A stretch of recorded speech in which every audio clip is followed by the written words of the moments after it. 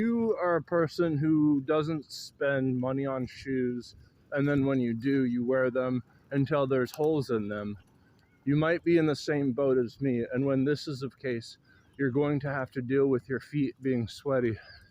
This is a problem, but there's several solutions. When I call this beauty, it's more like just a thing of technology that doesn't exist yet. I know that there's people at a club and then they don't wear shoes inside of the club, and they're one of the lackeys of the owner, and so they all start doing it.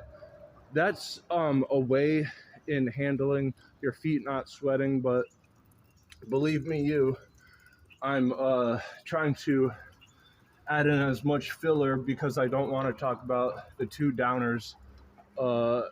One of that I'm probably not even going to mention because it's so gross, which is adherent, because the second I'm thinking is less gross and it's directly affecting a life and death situation for me, myself, and most importantly, No, but from a production standpoint, if you talk about something really quickly and it has an epic effect, it's the buildup that you bypass, and you can allot it being ignored.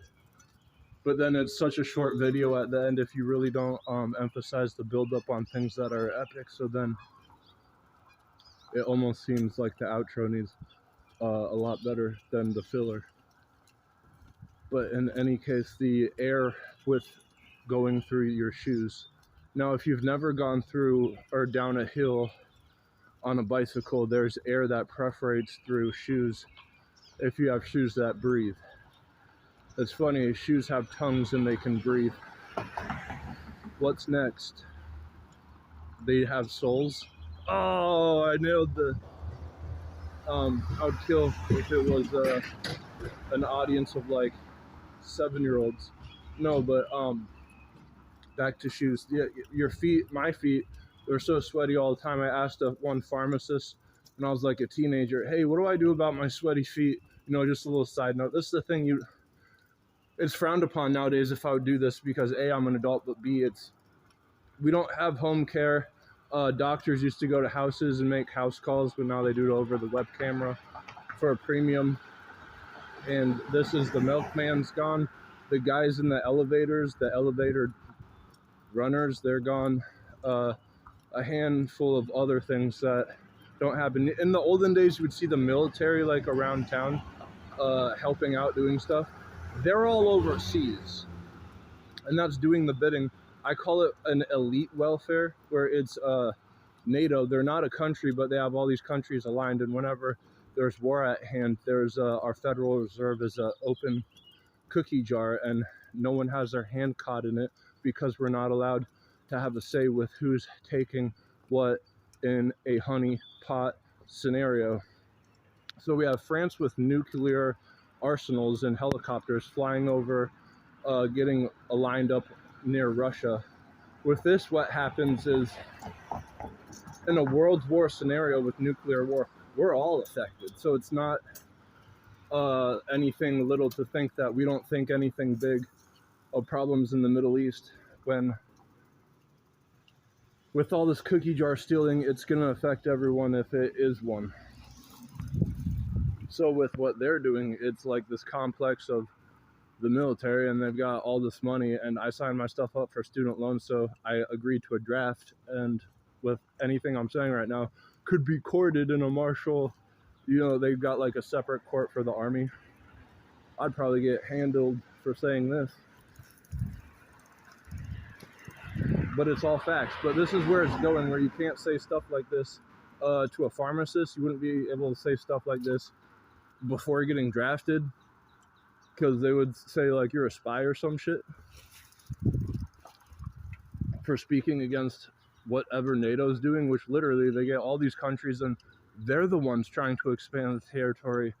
They agreed not to go past like Europe, and now they're like saying Ukraine's part, and that's what has made the Russians angry, because NATO promised the Russians they weren't going to expand. But if NATO keeps expanding the entire world, that's what the Nazis tried doing. And so they blame Russia for the very thing that they're doing.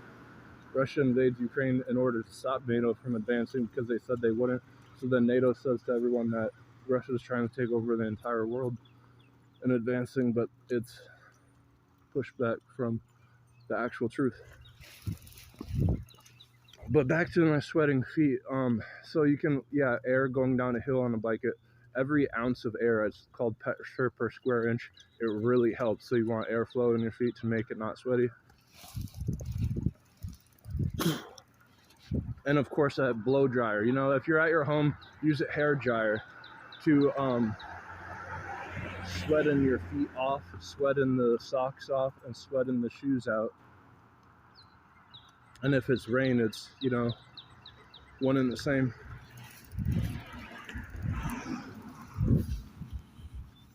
Guys, my arm's getting tired. I just had to get that out real quick. Stay tuned, and I gotta go.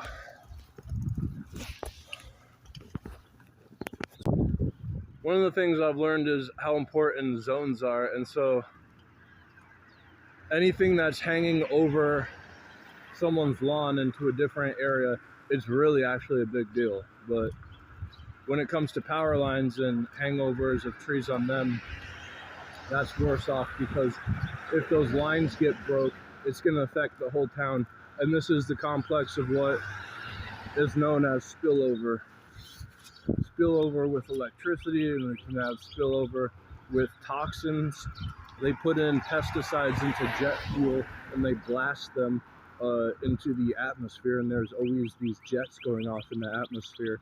So the spillover on that is aluminum particles and barium salt that spray over our head, and that spillover is